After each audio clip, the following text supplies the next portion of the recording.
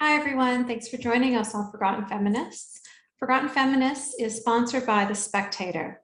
As the longest running magazine in the world, The Spectator believes that journalism must be witty and insightful, that ideas should be discussed without the constant threat of cancellation. The Spectator never confuses the serious with the dull. It isn't right-wing, it isn't left-wing. It believes in challenging, informing, and entertaining readers. Since its foundation in 1828, its mission has been to convey intelligence, not ideology. Sign up today and you'll receive 3 free months of both the print and digital magazine, plus a free Spectator hat. Just use the offer code Yasmine at checkout to redeem the special offer just for listeners of Forgotten Feminists. Thanks again. This computer. Should I say got it? It shows on my screen. You're fine. Just don't do anything? You don't do anything. Okay. Welcome, Okay, everyone.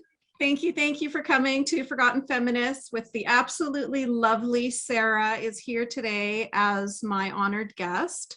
Sara, thank you so much for taking the time to join us here today. Thank you so much for having me. It's an honor to speak to you, Yasmine. Oh, Thank you so sweet. much. So Sara, I have read about your story. I know somewhat of your background, but maybe not everybody who's on the conversation here today has.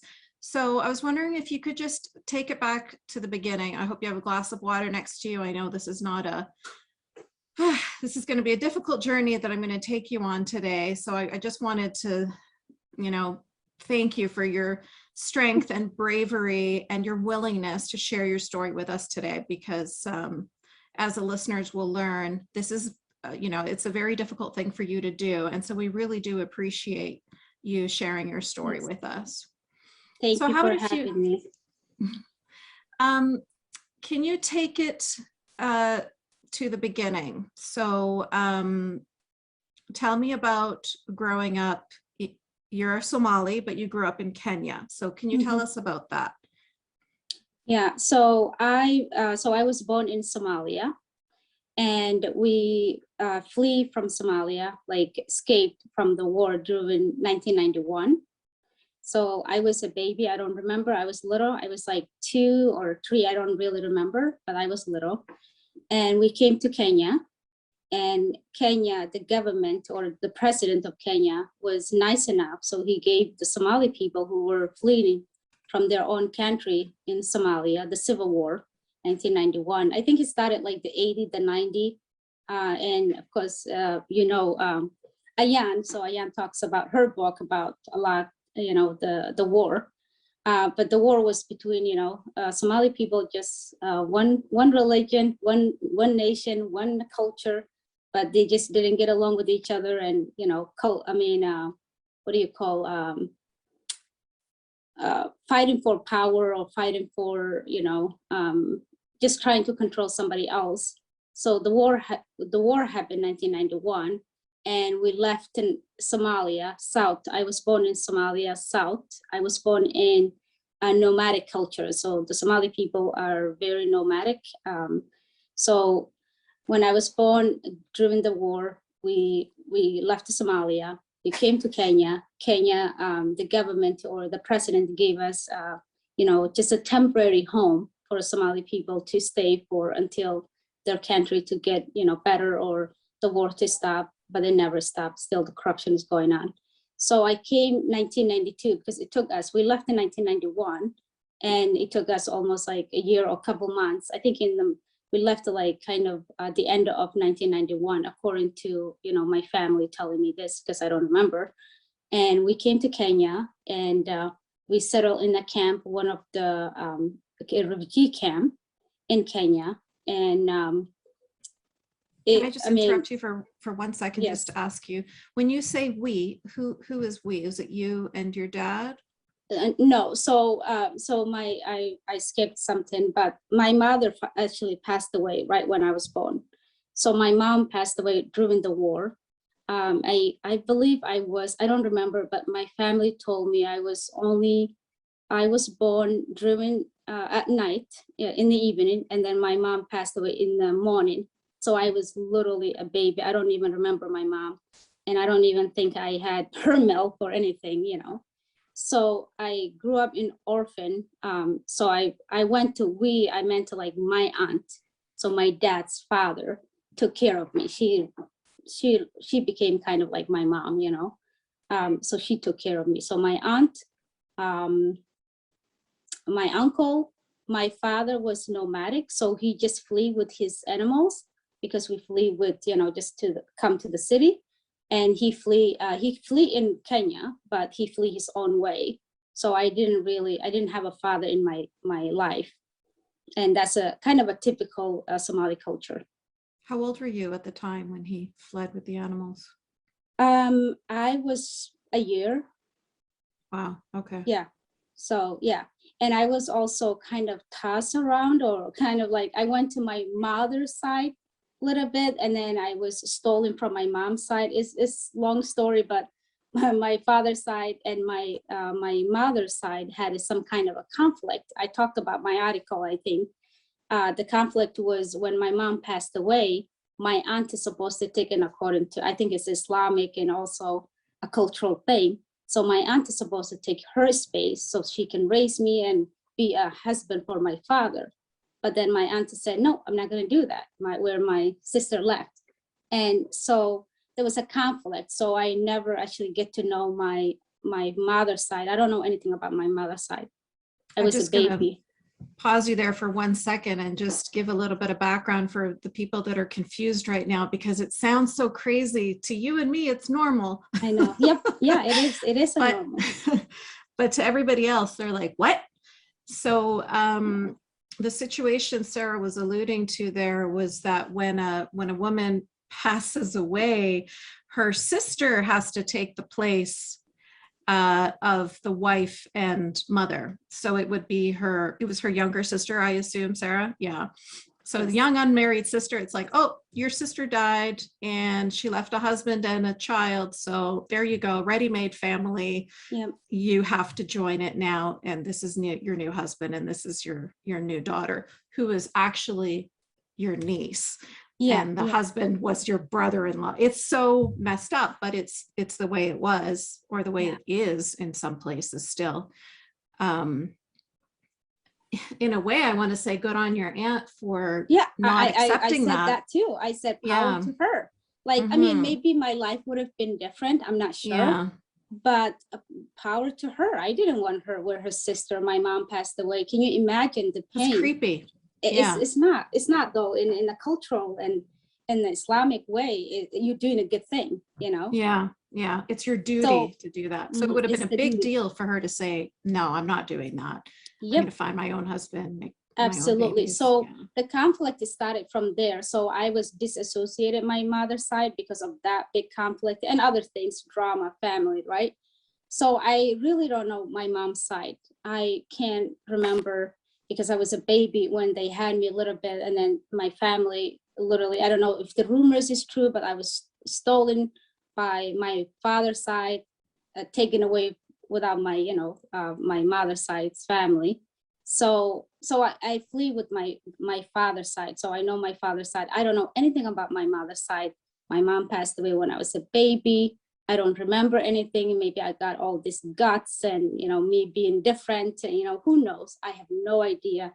I wish I had a picture of her, Oh, you don't have a picture. So I know I don't even have any pictures. So I flee with my aunt. So my father's sister, Fatima, she was amazing, and she was a mother to me. Oh, and I think I got something from her because she was never married. Oh, okay. Yeah. So it's interesting, right? So we came in the strong woman. She's a strong woman. So we came in the camp. We stayed in the camp since 1991 to until I was there 2001 probably.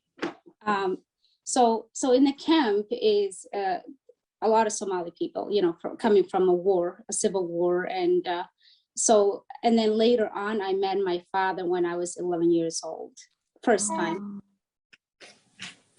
Wow. Yeah. So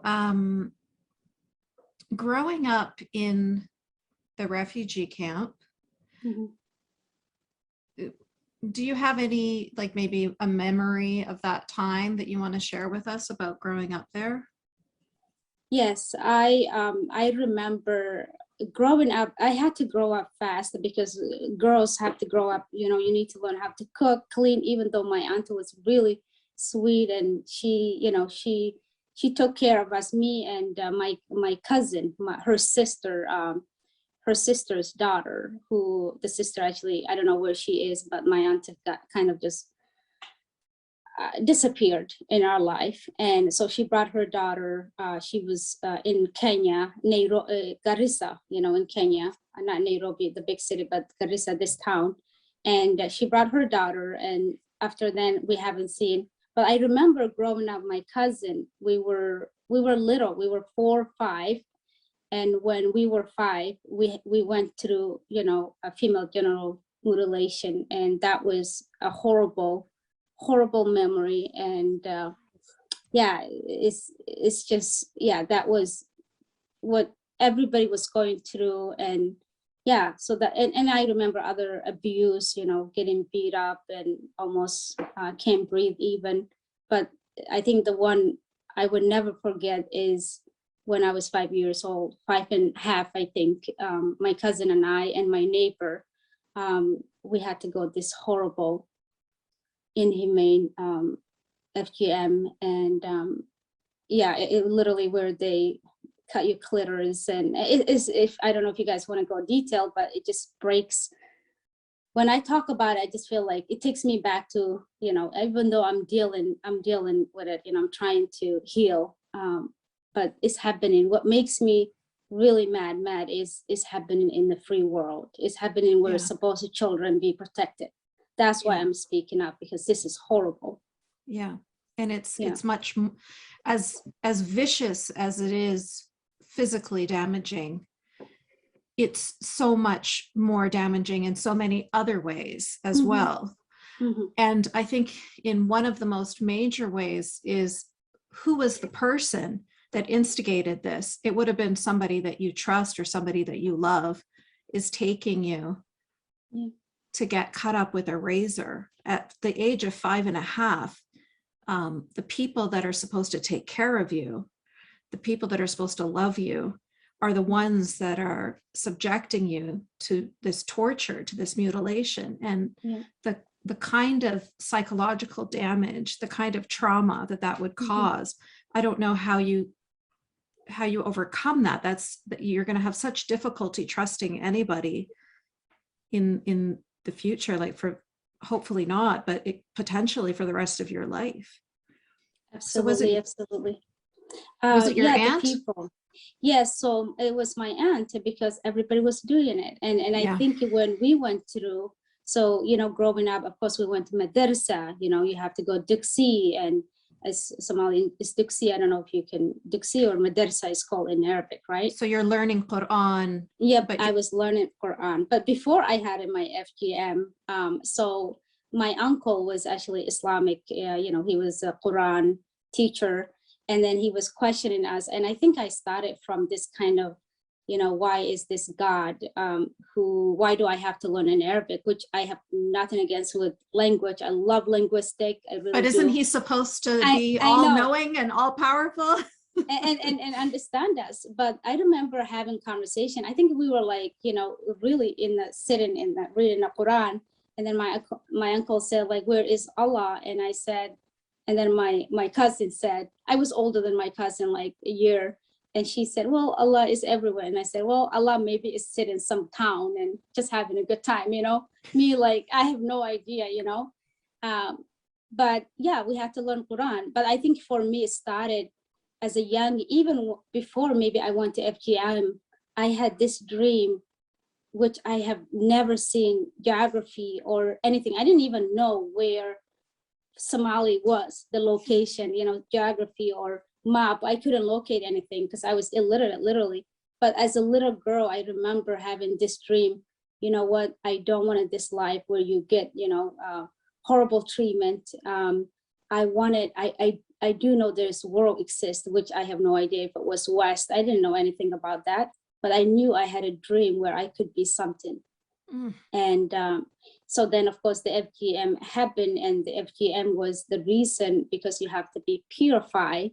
As a little girl, you're haram. So it's like, it's not haram. What do they call it? Dirty. Dirty, yeah. Najas. Yeah, najas. So you have to get cut your clitoris. And then I'm just like when I literally went through that, I said, why doesn't he just do it when I was in the womb? Why don't you just cut me if he wants me to be this way? Or, why don't you just, so you telling me Allah is greater and Allah knows the best, but human being is going to destroy his creation? That was really something I thought about when I was little. I don't know, can't believe because you I was thought so of that. mad.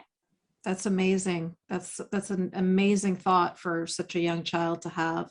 It's the kind of thought that adults today don't even have, Adults today are still, when they're children, whether it's boys or girls, and I know that they're two completely different things, but the thought process behind your perfect creation by your perfect creator, except for this little bit of skin right here that needs to be chopped off with a razor. Like, it's not did you not think of that? It's like cutting all well, for a boy, it's a skin, I not know for a girl. boys too. I know it's horrible both, but for you scrape it and then you sew it.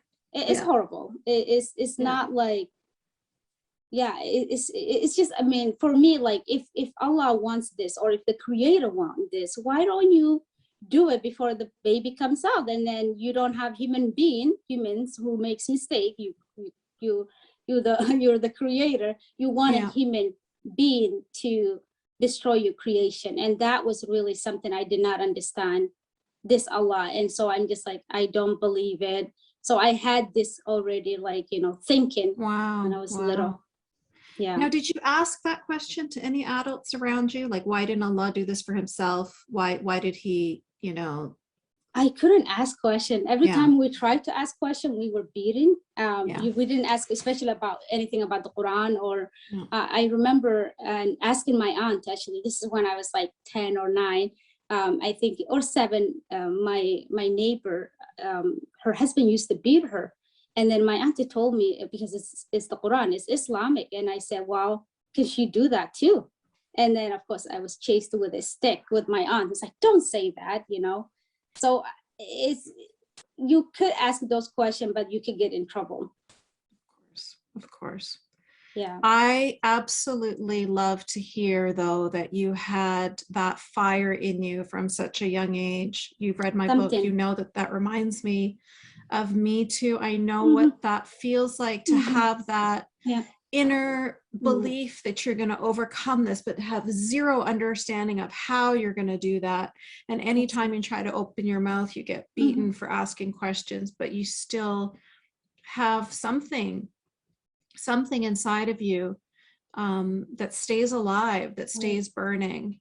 And I honestly, truly do believe that we all have that, but it just gets stifled from most of us, people like you and me and Ayan and the other women that I bring on to speak about, on this show. They're people that somehow, some way, by some, I don't know, miracle, luck, who knows, that fire, if I'm sure it got put out at some points in your life, as it did in mine, but you're able to rekindle it again. And that's just absolutely amazing.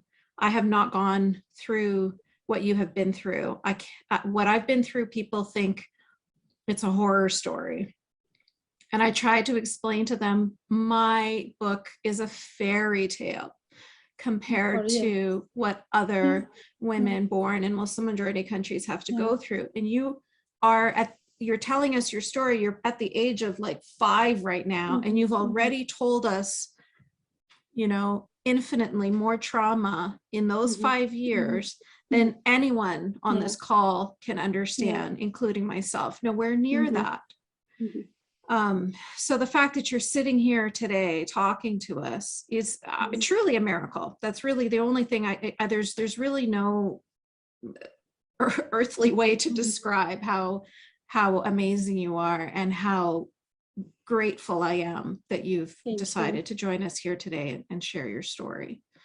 Thank Just you. one more question before we move on from FGM, because I know it's a difficult topic, but we have someone here in the comments that asking, where were you living at the time of your FGM? So you were in the refugee camp in Kenya? Yep, in the camp. Yep, everybody was going 100%. If you didn't go, literally, I mentioned in my article, you were alien. You came from different world. How If would you they did not know? have, well, oh, people talk. Somali people are talk like just Mm-mm. new, scary or whatever. They talk. They talk. Everybody knows you if you had it. Girls, of course, girls, you know, you ask like, oh, have you got your FGM? Right. And you have to do it, because if you don't do it, you get bullied. You're gonna be ostracized. So you're gonna be disassociated, and you're gonna be called names, horrible names, like you know, you're najasa, like you're not clean, you're not purified. Allah, you're not a complete Muslim. Yeah, and no man's ever going to want to marry you. Yeah, because you're dirty. yes, and that's the other thing, and that's why for me, I did not want that life. I would never want to marry there. I would never want to live there, you know. So, but a lot of girls, and my story, yes, is horrible and horrifying. But there are other horrifying ones than mine. I know. Yes. I know. But there's always, Yes, it's an unending black hole of filth when you start looking at how women in the Muslim majority world are being brought up. Yeah. So we were, so in the camp, so 3 girls, so my neighbor, and so the good thing, so when you go through FGM, you have to sit almost like 2 months in just literally, you know, I explained my article, it's horrible, breaks your heart, but you have to sit and you can't even sit, you have to like stay like sleeping like this. You can't sleep on the side because they don't want you to get opened or whatever, you know. So my neighbor, a girl, she ran and then she has to go through horrible. I mean, so we did not have to, because we just listened and did what we were told. And this old lady who doesn't even have any medical and the razors, it's going probably between one girl to another girl. It's horrifying. And so and you literally faint, Yasmine, and I mean, and the people, I don't think I remember. I think I faint. Most people faint, most you girls. block it out. And can you imagine, I'm a survivor, or a lot of a lot of girls are survivors, but there are a lot of little girls who didn't survive this, who knows died for it, but we don't have the record. Yeah. I mean, it's very commonly done in Egypt, but it's usually done by, you know, a medical professional, and still girls are dying. So, you know, just some old lady with some, you know, rusty razors at a refugee camp, of course there's gonna be. And her eyes is not like 20/20, so she has probably, just imagine, like, it's horrible. Yeah, it's horrifying. I mean, and so that was very important for them to have that done for religious reasons. And it was important for them to send you to a school where you would learn Quran, but they never thought it was important to teach you how to read and write, even your own name. That was of no value. So what happens in the Somali community, this is common, especially where I grew up in the camp, you memorize the Quran. And I'm just like, why am I memorizing? And that's the question I had, and I got in trouble. I said, well, if I don't understand what I'm reading, I couldn't read or write. I was illiterate. But most people, you finish memorizing, you finish the Quran and you get rewarded, but you don't understand what you're reading. You don't even speak Arabic. You can't even read your own first language, which is Somali or Kenyan, whatever you grew up, whatever language you speak. And for me, it's like, this God, if he doesn't understand my language, that when he created, I came, or whatever I learned, then I don't think I have nothing to do with it. I think I had that kind of when I was little. That's amazing. See, I never had that thought because my family spoke Arabic. That was my first language. But it was interesting when I speak with other Muslims from, you know, Malaysia, Pakistan, Somalia, who had that thought. And I think, interesting. You're disconnected from your so-called creator. That must feel so weird that in order to communicate with your creator, you have to speak a foreign tongue. You have to pray in a foreign tongue. It's odd. You would feel like this God is not for me. He's not he's not mine. Like, you'd always feel, you know, yeah, I guess disconnected. And maybe that's why people from countries where they have converted to Islam, like if you look at a country like Pakistan, they're so much more zealous, because they're trying to prove themselves, because they're constantly going to have that chip on their shoulder, feeling insecure because this is an Arabic religion and you're not Arab, so they're always feeling like they have to overcompensate. But I love that for you it meant, you know, why should I, you know, who are you? you're I know, God like as somebody like who created me, but you don't understand. I mean, wouldn't it be, I think if people ask this question, Yasmine, Muslim ask this question, they will leave Islam. In my opinion, like, why would a God who doesn't understand your first language or who you are, or you have to change your name, who your identity, you know, like, so those are things I had always. And it's not like I'm against Arabic language. It's a beautiful language. Of course not. It's a separate issue. Yes, but why would you not understand me? Why? Why do I have to pray? And I was forced to pray something that I didn't understand. I was forced to learn in Arabic when I can't even read or write, just memorize, you know, and I don't even understand what I'm reading. So those the thing, but I think most people don't ask that question because they're afraid, or you don't even have, I think you talked about this, but Islam, what it does for you is it thinks for you. It really thinks every step you freaking make, how to drink water, how to go potty, everything. So you don't have, for me, I had this question, even though every time I have to think in Islamic way or do Islamic thing, but I allowed it myself to kind of, because of being orphan, being tossed around, you know, everywhere.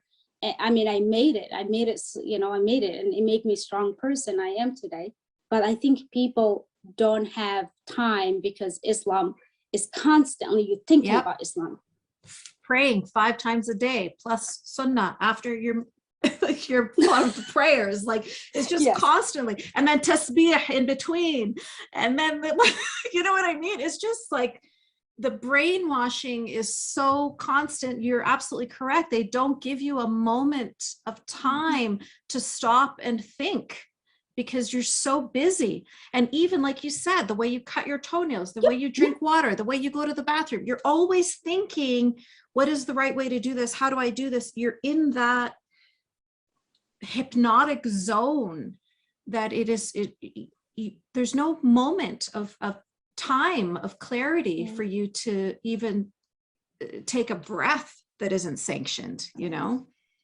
So how did you do it? How is this possible that you made it from a refugee camp in Kenya to sitting today in the United States of America talking to us? Can you tell us about that?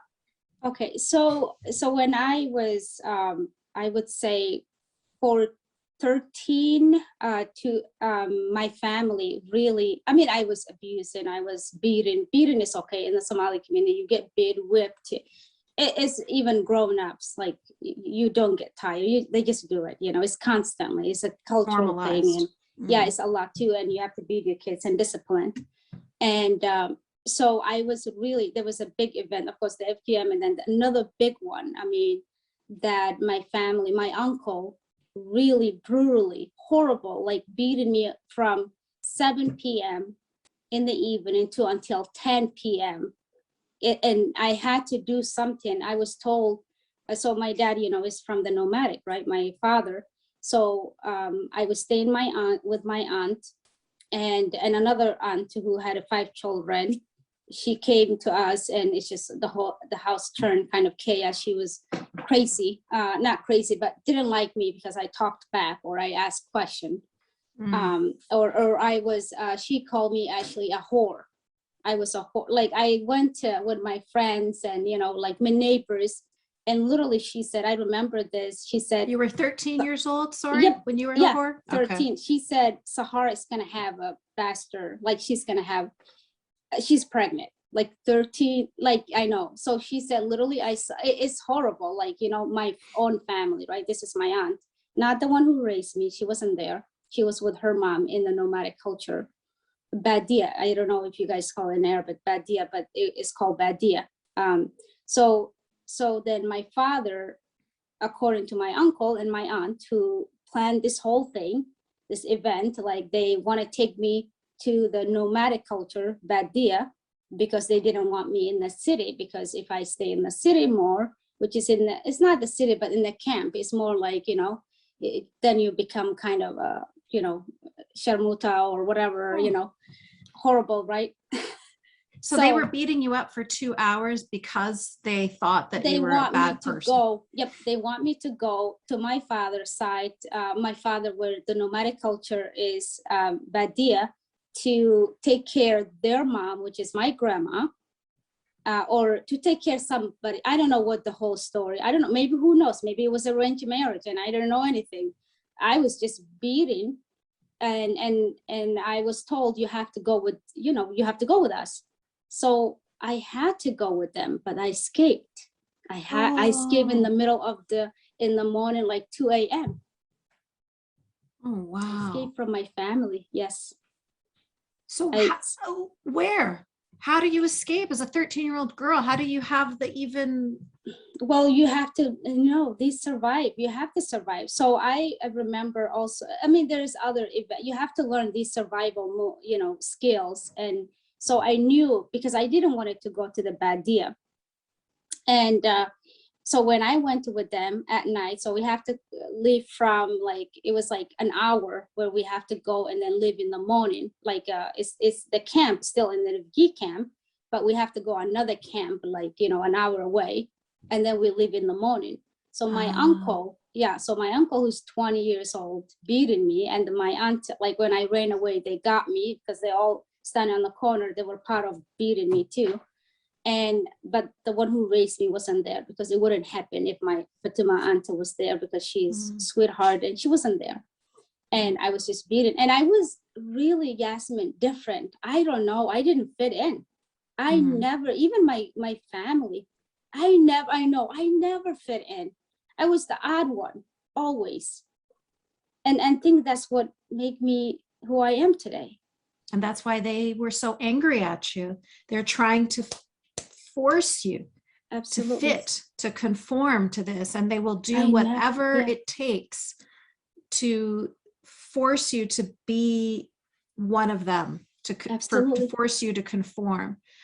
So you went from one refugee camp to the other, and then in the middle of the night at 2 a.m. I escaped. So I escaped in the middle of the night. So my uncle, so I don't know if you know what this green is called 𝗃𝗃𝗡.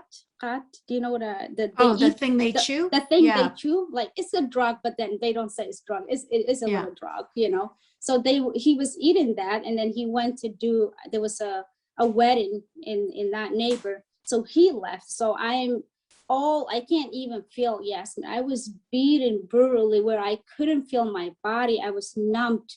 I was bleeding my teeth. My face was so swollen. My head, my clothes was ripped, because he was like calling, grabbing me, hitting me, anything he can find. Horrified. Like it's not like you can't even beat animal like that, you know, the way I was beaten. And I think horrible other things happens. I get it. But so I ran away. So when he left, whatever he did, he was going, I pretend to go into the bathroom. So, you know, you use water, right, back home. So I took the jug to go to the bathroom. I ran away as fast as I could to this neighbor who, I remember this family, sweet family, it's somebody else. Like, so, I mean, I'm running, like, because I'm not sure if they're gonna come after me and get me. If they got me, I wouldn't be here today talking to you. So I ran as fast as I could, went to this family, like another, like about 20 minutes, like another house camp. And then the family were awoke, like they were, you know, woken up by something, I don't know. So they thought I was a thief, like thief, like looking for something. I was like, oh, get the thief. And I was like, no, I'm running away from my family is forcing me to a husband. I have to lie. I literally lied because they have, so they can hide me. Yeah. And I'm not sure why they were doing this to me. Could have been what they wanted, arranged marriage. I have no idea. Yeah.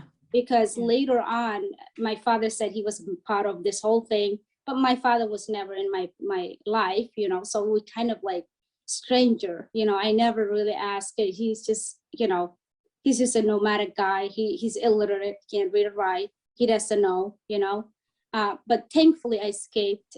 So the family hid me. They brought me a food. They were Somali families, sweethearts, very nice, kind human being. They gave me food. I can't eat food. I'm all swollen. I don't have appetite. And I said, can you guys hide me until in the morning? And so they gave me a bed to sleep. If I had a way to talk to this family, I would thank them today. I would literally call them and, you know, but I don't know. So they were strangers, you know. So they hide me until in the morning, and then 7, I took off. I said, thank you so much for helping me. I'm gonna go find help. So my uncle, who, remember I told you, the Islamic teacher, he was a little different. He was kind of like a guy, you wanna do something? Go ahead, do it. Even though he was a very Islamic, you know, teaching, and he was a sheikh, you know. And so I went to my uncle looking for him. I couldn't find at his house. And I said, your brothers, I found him later on. I stayed his house until he came he was in the city, until he came. And I said, your uncle, your brother and your sisters did this to me. He was mad. And he took me back home because they took my stuff. What I was going to do was, I was going to come to Nairobi or Garissa to seek for opportunity, to seek that dream that I when I was little, like there was another world than what I know. You know, there's something else existent in this world than what I'm being told. I want to go seek for it. And they didn't want me to go that. So my uncle helped me. Long story short, he took me back home where I grew up and got my bag and said, there you go. My neighbor knew what was happening to me. They did like donation, gave me money to get a, you know, ride a bus, and came to Kenya, Nairobi, to seek for opportunity. And the rest is mystery, of course, of my story. Oh, wow. I know. And you were 13. Yep, so 13, yeah. So 13, 14, I would say, okay, hold on, 13, 14, that between, 14, 13. And then, so 13 to 14, you're going to Nairobi. Kenya, like Garissa by yourself. First. Yeah, by myself before the big city. So then I don't know anybody at Garissa. So the aunt who beat me, they were part of it. So I have to stay with them just for, I don't know anybody else, and I can't find a job. So I had to stay with them, and I was staying with them. And I remember I was at her house, and I don't know, her friend or neighbor, I don't know, there was a guy in her house. He was a, you know, she didn't really follow the Islamic rules. She had guys around, I don't know what they did, whatever. But there was one of the guy almost raped me, actually. I was raped almost at her house. Oh my yes. God. And I thankfully escaped and ran to this another neighbor she knew, who helped me later on, connect me with people who were looking for a maid, as a maid or nanny. And then I can, you know, come to Nairobi. And then I came to Nairobi, and I was a maid as Cinderella, basically, help, you know, working for people, but at least earning money, something, you know. So that's yeah. And then you somehow were able to get connected to get to the US? Yep, so I was connected. So the family, I was made for their daughter. I was, so they were coming to the United States, as, you know, and so it's a long story, but their daughter, basically they kind of took me as their daughter, even though first when I said, well, it was to pay though. When I come to the United States, I'm supposed to pay them, you know, for this. So they're going to take me to America, but then I have to listen to them. I have to be a good girl. I need to listen and listen everything they say. But still, remember that little girl still who dreamed she's going to become literate someday. She's going to learn how to read and write. I'm still, my dream is on my, you know, behind my, somewhere, like, you know, I'm like, okay, I'm going to get to United States, which I have no idea America or the West, or even I can't even find where Somalia on the map in the geography. That's how illiterate I was. But they first they were like, well, we're not gonna take you. If we take you, you're gonna become, you know, like 𝗃𝗓𝗏. You're gonna become 𝗃𝗓𝗏, which means infidel, because you don't have family that, Yep. and, you know, yeah, you're gonna become infidel. So we're not gonna take you. Then first they were like, and then I asked again, and I begged them. I said, I will listen to you. I'll be whatever, and I'll be grateful forever, and which I am grateful as their. So they brought me here, came to the United States. It was shocking. I was just, it was overwhelming when I came to America. And of course I was Cinderella at their house too when I came to America, and they thought they can control me, but they didn't. And I was 17 when I came to America. 17 years old, didn't even know how to write. I didn't know how to hold pencil, Yasmine. I did not know how to hold pencil. I didn't know how to hold scissors or cutting something, or I mean, cutting it straight, or yeah, I just never been to school. And now you are an educator. Yes, I am an educator. Wow. I love what I do. I work with little kids and special ed, and I love the work I do. Absolutely amazing. Yeah. To go from not at 17 years old, Yes, not knowing how to hold a pencil, to being an educator who helps other kids to become literate. Yeah, so when I came to with the family in America, my family who brought me America, they were like, no, you need to get married. So they were, so the things happens. I don't know if in the Arab culture happens this, but the Somali, when Somali girls come from the new ones, because they don't want the one who are educated, I mean, who are open, like, you know, here. So there were men who lined up. When I came to, I came to Nashville, Tennessee first when I came.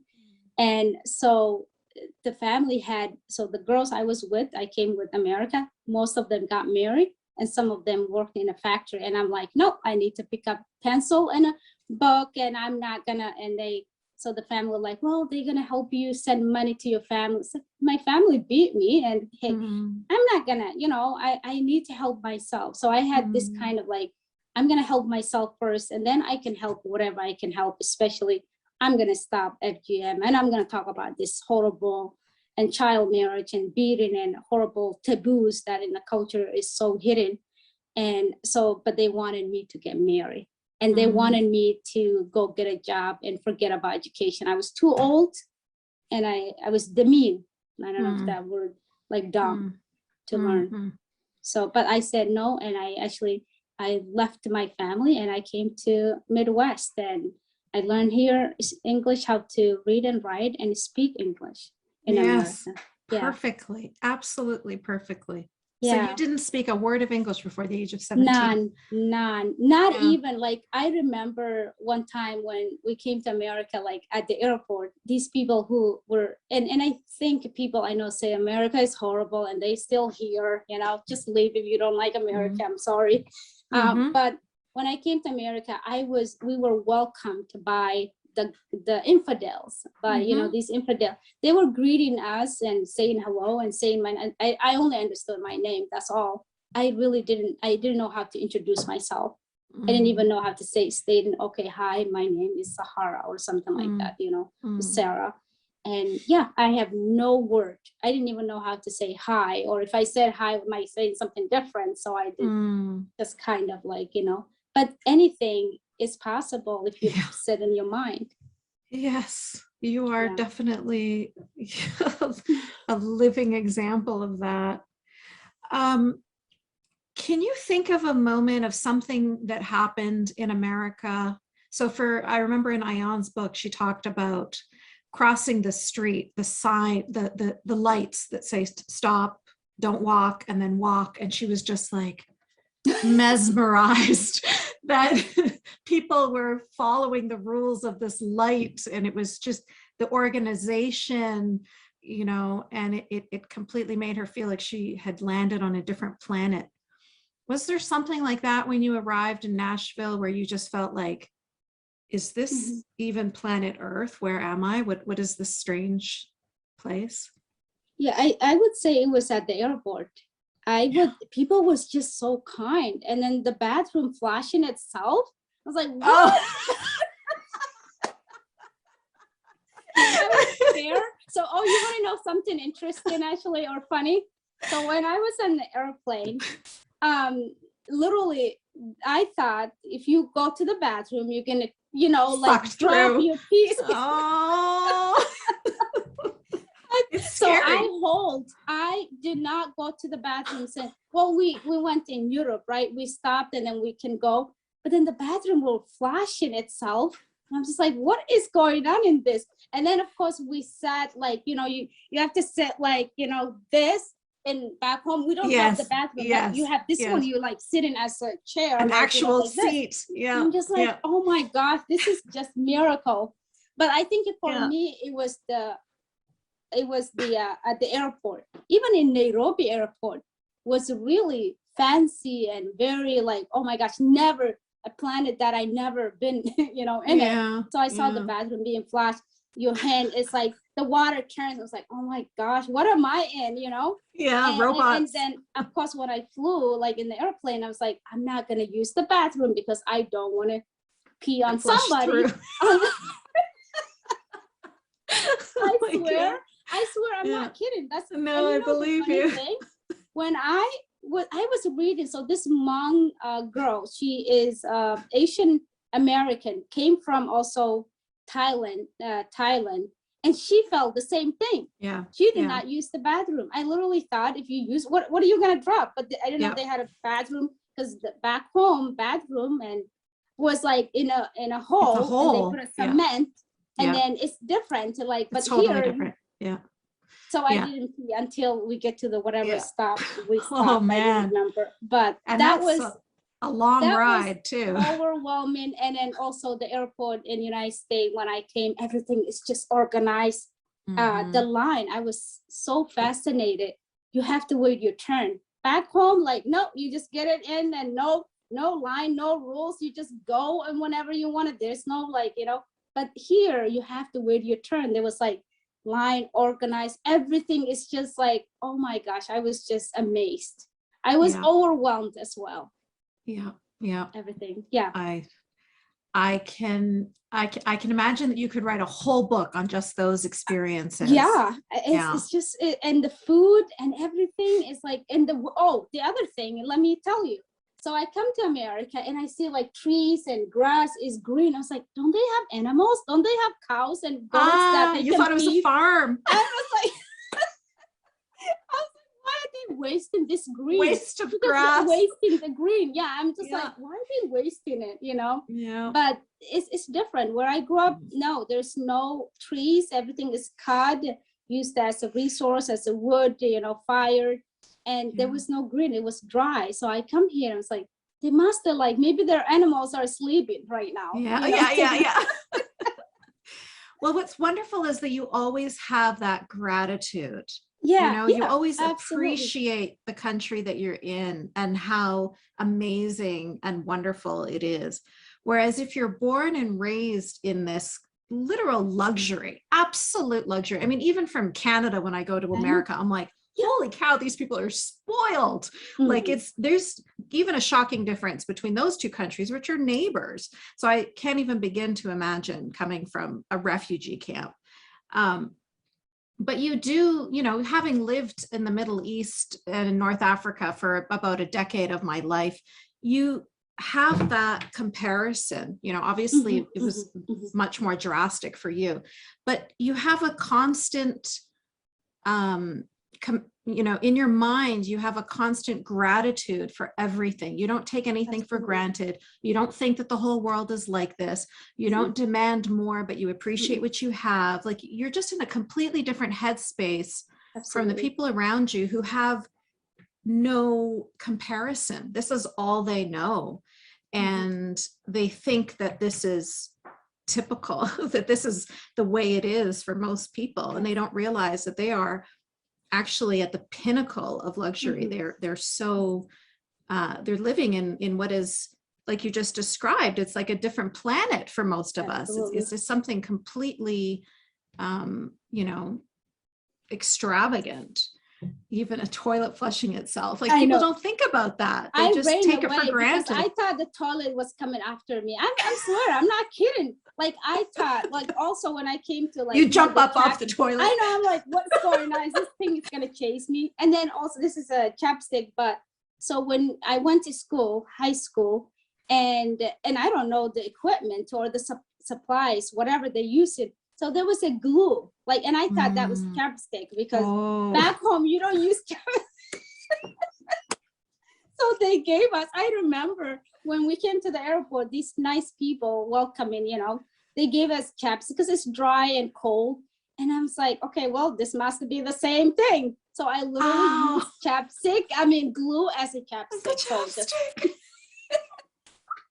And you're like, this doesn't taste as good as the other one. What's going on? This is not the right one. I better check.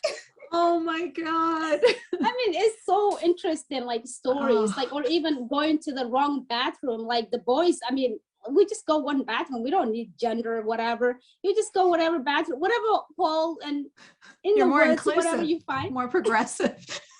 Yeah. But I went to the boys' bathroom too accidentally because I can't read. I don't know if a boy says, if a girl says, I just, you know, and people like thinking like, what's wrong with this woman, you know, whatever, this kid or whatever. But I mean, it's interesting, and yes, I'm fortunate and I'm grateful, and I escaped from regardless. Everything happened to me. Here I am. I made it through. Yes, you did, girl. Absolutely, absolutely. I'm going to open it up to everybody here now so we can hear some comments and questions that others might have. So again, if you're okay with being on camera, then you will be recorded. And if not, please write your comments in the chat and I will answer, or I will ask Sarah for you. So please click on the little hand raising icon under reactions if you have a question for Sahara. Do you prefer Sahara or Sarah? Either way, it's fine. Sarah is fine. Yeah. Okay. Thank you. Okay. Yeah. So we've got Sundos asking in the chat, how did you learn English? From books like baby book. I mean, like I have to take English classes, of course. They call it ELL or ESL, you know. I just had it like a great teachers, really. And I was so eager. I was eager to literally learn how to read and write. I'm like, if I'm just deaf, if I don't want people translating for me, I need to learn because even when I was in Kenya, I learned the Kenyan language a little bit, not like how to read or write, but just verbally speaking, because I think language is fascinating and I just wanted to learn. And my dream was to learn how to read and write, regardless whatever language. And I ended up in America. Miraculously, it was miracle. So you learned how to read and write English without reading my own first language, which is Somali. Now I had to teach myself. I mean, Somali is a little bit similar to the English alphabet, you know, because of the Italian, you know. So there is, we have A's, even though you know, it's a different sound. But yes, it's the hardest one was when you illiterate your own language. Learning another language is not easy, but it was working constantly. I remember reading children books. Literally, I have a book. I wish I brought it. My first book I was able to read was like a children books, not a baby books, children books. And I constantly just read. I was at school every day after school. I remember getting lost, like I left like going for a tutor or getting help, you know, tutor for English. And I got lost in downtown, and I was speaking a little bit English, but I was in confidence, and you know, and I remember leaving home 8 a.m. and coming 9 p.m. one time, just getting lost in somewhere in downtown because I couldn't find the building, because everything looks the same in America. I mean, the building. If you can read, it would help, but I wasn't able to read yet. You can't read the street signs or anything. But it wasn't easy. But I think you just reading from the ABC. I literally started from ABC. That's where I learned. Yes. So we've got another comment here about FGM, and I'll read it to you. It says, I believe it's up to women to stop FGM. Men don't do it to us. We women are the ones who keep it going. If we told men they have to take us as we are, they'd have to accept us, and that would be the end of FGM. Am I wrong about that? Well, man has to be part of it too, because back where I grew up, if a girl didn't have her FGM, she wasn't married. She wasn't part of the society. So men also have to say, my daughter, no, to his wife. He has to stand up and said, you know what? I don't want to do to my daughter this. It's horrible. So if dad is quiet, you can't be silent. You need to also, fathers have to speak up. I think it has to be part of also, yes, it's women do it to women, but also men is okay with it. Why are you silent? If your daughter, you don't want it to be cut, her clitoris, why are you not saying anything? So it has to be both way. I mean, I get it, women is the one, you know, doing this horrible to their daughter, and they probably most likely been through also, because these all women who were doing this to us as a little girls, they've been through. They did, you know, they got their FGM done too. So I think a man also, I think the fight is in, because you know what, that's his daughter. Yeah. Yeah, I think that in patriarchal societies, it's so easy to quickly say, oh, it's the men. The men are doing it. The men are forcing it. The men are creating this. The men are perpetuating it. And it's a bit of a cop-out because like Tina was saying here, women do have a responsibility in it. We are the ones who are forcing our daughters into marriage. We are the ones that are taking our daughters to get cut. And we know that it's a patriarchal society. We know that men are involved in controlling these horrific situations. But what we have to sometimes, it's hard to accept, it's hard to swallow, but we have to look at ourselves and say, what responsibility do women have in this situation? And I think that's actually empowering to think of it that way, because it's, you know, I think that knowing that you have the power to stop this and that you can do something about it is, you know, is a lot better on the psyche than just thinking, oh, it's the men, and the men are going to control us, and the men are going to do this, and the men are going to do that. And so you stop yourself from even pushing back. But I agree with you. It has to be a joint effort from everybody in the society. And that's what Sunda says here. She says it's the importance of breaking traditions and cultures, which is what they're trying to do in Egypt. They're trying, but of course it's close to 90% there, similar, not as bad as Somalia, but pretty bad. Okay, I have a long question here. A couple of people have talked about the Arabic point that we mentioned, about how Allah only speaks Arabic and you have to pray to him in Arabic, and his Quran is in Arabic and all that stuff. The Arabic point is key and speaks to Islam's spreading. That is, when conquerors like Muhammad invaded different regions. Hold on, more people are commenting and it's moving my messages up. They mandated their own language as a way of culturally converting the newly acquired peoples. I don't know if that makes sense. Should I reread that? That is, when conquerors like Muhammad invaded different regions, they mandated their own language as a way of culturally converting the newly acquired peoples. In Muhammad's case, it was also a way of religiously converting people, claiming that Arabic is the only language. Allah can hear our prayers.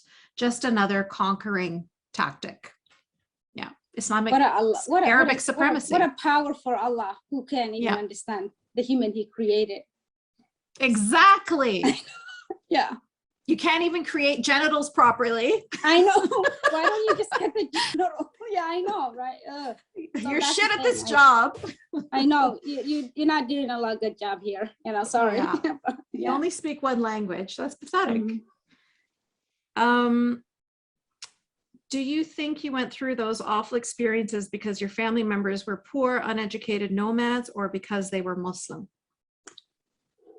This is always the thing. I know. This culture. Well, it's culture in Muslim. It's literally when we went and everybody's like, you know, you have to purify, you have to be virgin. It's virginity, being virgin. Oh, and this is the question also for me when I was thinking about this whole thing. Why doesn't Allah or the Creator do something before I come out? I thought virginity was like before whatever, but you want to sew somebody, their clitoris, cut them and scrape them and salt them, and to have a virginity it's just, it didn't make sense to me. I didn't understand, even though I never took biology or didn't know anything about how the body works or whatever. But I was thinking like, this is crazy. This Allah is you, but it was a religion. It was, if my family, I think, yes, it's a cultural thing, but also Islam has, there is a hadith. Do you see what I sent you, Yasmine? Yes, it's horrible. Yes. I was crying when I was reading that the other day. Finally, I have sources, and I will post it on my Twitter, but it literally says in Islamic how to do it. The reason you do it is to be women to be clean. It's horrible. Girls need to be clean, and virginity. Yeah. And the thing is about culture is culture changes over time, and it progresses and it morphs and it evolves. Yeah. Religion does not. Religion is like, this is the word of Allah from 1400 years ago, and it will stay that way. Yeah. So if it was only culture, so many aspects of our cultures have changed over the generations. And all of these things would have changed as well if it wasn't Sharia forcing these things to stay exactly as they were 1400 years ago. So, you know, as much as it is religion and culture mixed together, religion is the reason why it exists today. And this is actively seen in countries like Iran and Pakistan when they try to change the marriage laws, for example. And they try to say that you have to be, you know, whatever it is, 18 years old to get married. The mullahs respond to that by saying this is un-Islamic because the Prophet of Allah married a 6-year-old. So what Allah has made halal, humans cannot make haram. So they use religious justification for continuing these horrific things, which people love to say, oh, well, it used to happen in other countries too. Yes, it used to. That's the key here. We have evolved in other places. And the reason why these countries and these societies and these cultures can't evolve is because you constantly keep on bringing back the word of Allah. And that is what's stunting them and fossilizing them in the past. Okay, somebody's asking, how can they follow you on Twitter? I've shared your Twitter, but you can go ahead and tell people how they can follow you. Yeah, it's somewhere, Twitter, Sahara the Free. I'm free from hijab, I'm free from Islam, you know, that was my other, you know, after, of course, I read and thinking a lot and, you know, finding out Islam and the language, I think was the barrier for me. If Allah doesn't understand my own language, I am not going to follow. So I think that was, and then of course, the hijab and FGM, finding out that the resource, it does say in the Quran, it does say in Islamic teaching. So you can follow me, Sahara the Free. And on Instagram as well. Yes, Sahara the Warrior. I think it is, we are warriors our own ways, and we are courageous our own ways. Yeah. I've got one last question here that was repeated because I overlooked it by accident. Sorry, there's a lot of questions coming through. Were you raised to hate Jews? I understand anti-Semitism is rampant in Somalia. Yeah, I grew up in the camp, so I don't know really. People say Somalia. I don't know any shit about Somalia, sorry, because I just flee from when I was a baby there. So I grew up in the camp. Yes, Jewish was hated. And I remember even when I came here, I told the family, my American, the family, I came with America, my family American, I don't know how to say it, but you know what I mean. So I told them I met, because I never met Jews, but yes, I was told to hate Jews. They were, what were they? What do they call in the Quran? What was the name of the Jewish people called? A lot of things. A lot of things, but none of them good. It's not a good, I know, but I was told, yeah, Jewish people are, they controlling the world. They are awful people. And I said, I met a Jewish student and I was told, stay away from her. She is whatever. And I said, well, I don't know them. Why am I going to hate people that I never even met them? Yes, so the anti-Semitic, or it is in the Somali community, it is like Jewish people are hated without even knowing them, without even meeting them. Somebody that you never met, you just hate it. And I never though. I was told to hate them. I never hate them, bless you. I never hate them because I don't know them. But it is, yeah, it is in the Somali community is high. I mean, see Ilhan Omar is a freaking ungrateful to be where she is. And look what she's doing to the country that take her in as an immigrant. Yeah, and spreading hate as well.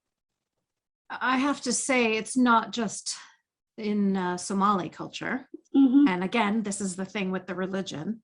There's a reason why, you know, if you come from one of 50 countries that all happen to be Muslim majority, there's rampant anti-Semitism.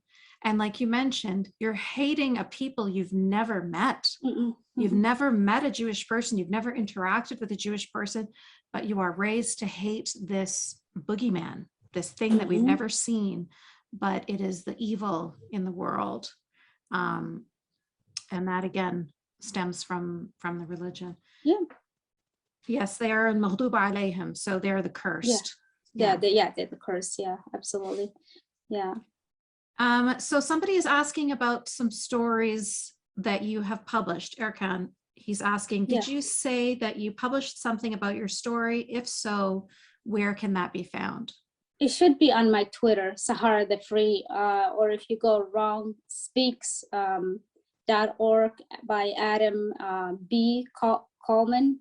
But it should be on my Twitter. So Sahara, I published my story a little bit, where I came from and where I grew up, and a little bit explain about the camp environment and life. And so, yeah, it should be on my Twitter, Sahara the Free.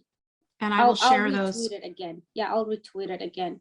And then where I explained the FGM Canadian journalist interview me, I guess the American, the interesting thing, really what makes me speak out is the people who said, oh, they are for me, but the minute I think for myself, my story doesn't matter. And I reach out to the one like NPR and this place, this organization called This American Life, which is supposed to be all American, everybody, all walk of life, you know, regardless your religion, regardless whatever you believe in. I reach out to them to tell my story, to share it. And I was silent because I'm an ex-Muslim. I'm speaking out. I don't subscribe to what they trying to, you know, the narrative, but a journalist, Canadian journalist interviewed me. So my story is out there. Yeah. That's great. I'm glad to hear that a Canadian journalist interviewed you, because Canadians are not known for she's being wonderful. Open-minded like that. Yeah. Yeah. And I think if people are afraid, I don't know what the environment nowadays. I mean, even university I went, people can't even say what they think, you know, or my job. But I spoke, and when I spoke about FGM, I was told it's a cultural thing. And that's when I just like, nope, I'm going to speak out now. I'm going to talk more about you, how hypocrite and awful you guys are. Fascinating how they're very big on, you know, lived experiences, let women tell their own stories, women of color, blah, blah, blah, blah, blah, blah, blah. Talk, but only the Black woman that will stay the lane. If you get up that lane, you're off. Exactly. Absolutely correct. Yeah. Yes. And although, like I said, I disagree with practically everything Candace Owen says, I love that she is a Black woman, not conforming to what everybody is telling her to say. You know what? Good for her. Good for her for stepping outside of that paradigm and being an individual, because that's the problem, is they see us as groups. They don't see us as individuals. And it is, you know, I've been doing this for so many years, but the anger and the disgust that that wells up in me when you're telling me that, you know, here they are supposedly for all Americans, and they want to hear all American stories and all inclusive, multicultural, blah, blah, all of their stupid you know, tropes and tag words and whatever. It is meaningless, absolutely meaningless when people like you, people like me, people like Ayan, we're the ones that are being vilified, we're the ones that are being silenced. They only want to hear, like you said, from women who will stay in their lane and who will repeat what they want them to repeat. They want different colors and shapes and sizes of people all saying the same thing. That's what they want. They don't want actual diversity of thought. They only want diversity of skin color and ethnicity. It's horrible. Right. I totally hear you. It's like, it's kind of, actually, it's not even they use us as a puppet. Literally, we are a puppet, freaking puppet. And you have to stay and a tool. Like, you have to go outrage that you are oppressed. And when I said, I'm being oppressed, my own people, hey, are you going to do something? Oh, no, that doesn't count. Get out, go hide somewhere. And it's just ridiculous. And I love Candace Owen. Yes, for courageous, standing up and not subscribing that card. And I would literally say the Somali card, there is a Somali card too. I never fit that card. Take away from me. I don't need that card. I don't need the black card. I don't need the color card. I can be me, and I'm going to tell my story, and I'm going to speak out. And if you have a problem, you're the racist then. Love it. Absolutely love it. That was beautiful. Yeah. Love that empowering, amazing, inspiring note to end this conversation on. Thank you. Thank you so much, Sara. It was an absolute pleasure. Thank you so much. And thank you everyone for joining us. The chat is filled with people sending their love and appreciation. Thank you. And let's continue this conversation. We must, because if we don't, then who's going to? Because we got to do it. And thank you so much for having me. I appreciate you. I love you. You're amazing. You're courageous. And everybody who's watching, thank you very much. Take care. Stay Thank you, sweetie. Bye, everyone. Bye, my love.